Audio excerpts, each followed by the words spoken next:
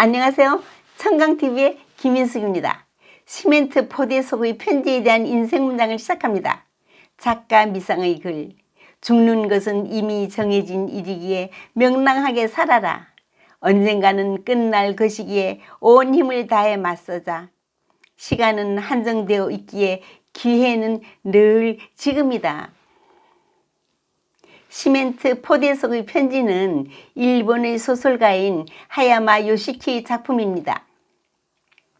1926년 발표했고 토목공사 현장에서 노동을 하면서 쓴 단편이며 그의 대표작입니다.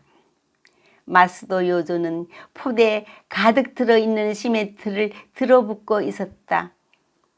겉 모습만 봐서는 그다지 눈에 띄지 않지만 머리칼과 코밑이 시멘트 가루로 뽀얗게 뒤덮여 있었다. 일이 거의 끝나갈 무렵 기진맥진한 두 팔로 들어본 시멘트 포대에서 조그만 나무 상자가 나왔다. 뭐지? 조금은 의아스러웠지만 작업복 주머니 속에 집어넣었다. 상자는 가벼웠다.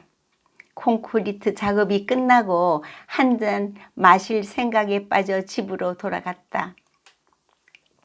땀에 젖은 몸이 갑자기 얼어붙은 듯 한기를 느꼈다.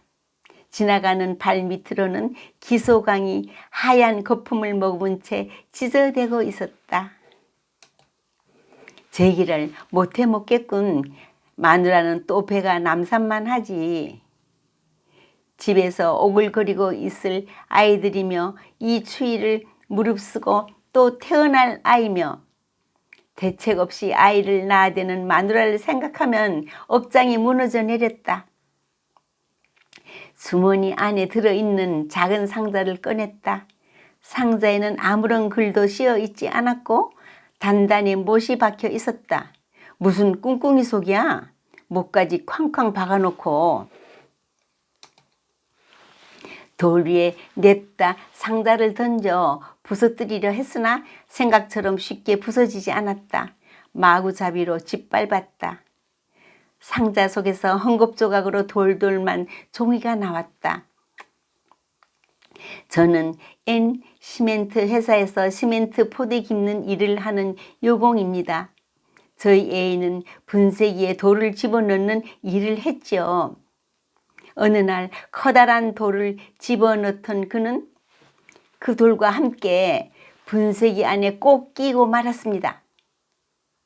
놀란 동료들이 그를 살리려고 했지만 물속으로 빠져들듯 돌 아래로 가라앉았습니다. 돌과 그의 몸은 서로 엉켜 부서지며 빨갛고 자잘한 돌이 되어 벨트 위로 떨어졌습니다. 벨트는 분쇄통으로 들어가 동철 탄환과 한몸이 되어 잘게 기계가 돌아가는 격렬한 소음에 섞인 저주의 목소리로 부르짖으며 부서져 갔습니다. 불에 달구어져 뼈도 살도 혼도 산산조각이 났죠. 애인의 모든 것은 시멘트가 되어버리고 말았죠. 남은 것은 이 넝마 같은 작업복 쪼가리뿐.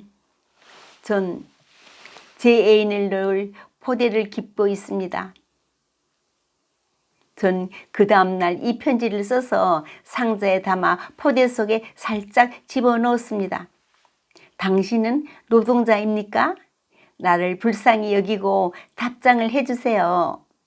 이 포대 속에 있던 시멘트가 어디에 사용되었는지 저는 그걸 알고 싶습니다. 제 애인은 몇 포대나 되는 시멘트가 되었을까요? 어떤 사람들이 그걸 썼을까요? 당신은 미장입니까? 아니면 건축업자입니까? 저는 제 애인이 극장의 복도가 되고 대저택의 담이 되고 하는 걸 보고 견딜 수가 없습니다. 당신이 만약 노동자라면 이 시멘트는 그런 곳에는 사용하지 말아주세요. 아니, 상관없습니다. 아무데라도 개의치 말고 쓰세요. 저희 애인은 어떤 곳에 묻히더라도 그 장소에 따라 틀림없이 성실하게 자기 본분을 다할 것입니다. 그는 26살의 성품이 반듯한 사람으로 저를 무척 사랑했습니다. 그에게 흰 수의를 입혀주는 대신 시멘트 포대를 입히고 있군요. 관 속으로 들어가는 대신 회전 가마석으로 들어가 버렸어요. 당신이 만냥 노동자라면 제게 답장을 해주세요. 제 애인이 입고 있던 작업복 쪼가리를 드립니다. 이 편지를 싼 헝겊 조각. 여기에는 돌가루와 그 사람의 땀이 배어 있습니다. 이 녹마 같은 작업복을 입고 그 얼마나 나를 꼭 껴안아 주었던지요. 부탁입니다.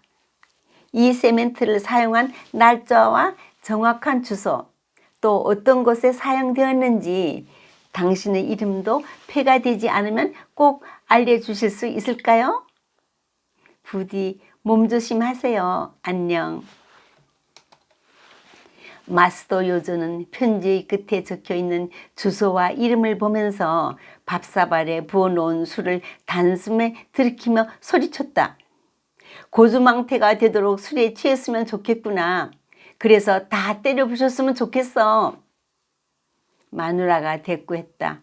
고주망태가 돼서 난동을 부리고 싶다니. 그러면 저하고 아이들은 어떻게 해요? 그는 마누라의 둥그런 뱃속에 들어있는 7번째 아이를 보았다.